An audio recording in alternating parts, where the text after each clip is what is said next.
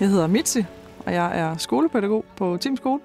Vi har været afsted med 8. klasse på Tim Skole. Vi startede med at cykle herud. De var glade, og da vi kom ud og så sheltersne, der tænkte vi, at de var ret luksuriøse af at ligge ude i sådan en jysk skov. Jeg synes helt ærligt mega fedt, fordi at jeg synes, det ligger et mega godt sted. Det ligger halvt inde i en skov, og der er bålsted.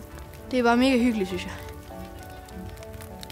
De var faktisk ret hurtige til at sige, at de ville gerne sove i shelters. Det her, det var virkelig et flot sted. Altså, vi har været videre på nogle forskellige shelterture her den seneste måned med sådan noget outdoor, og det er overhovedet ikke det her.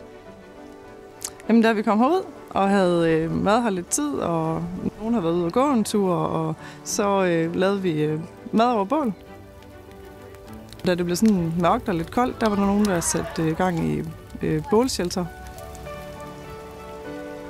In Kronheden, we have taken an important step on our Reconnect with Nature journey by building the first pilot shelters together with colleagues.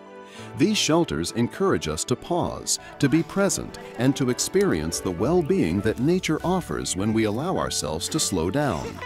This initiative reflects the values of the Employee Foundation.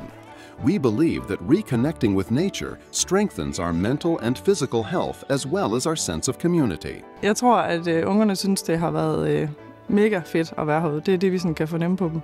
Og der er også flere, der har spurgt, om man kan låne det en anden gang, eller om vi kan tage herud med skolen igen. Jeg kunne godt overveje at komme ud igen, fordi jeg synes, det er så fedt og hyggeligt.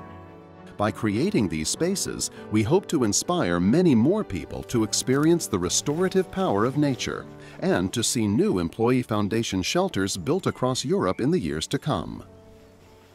We also hope that these shelters will create spaces where VKR Group employees and their families will want to return time and again.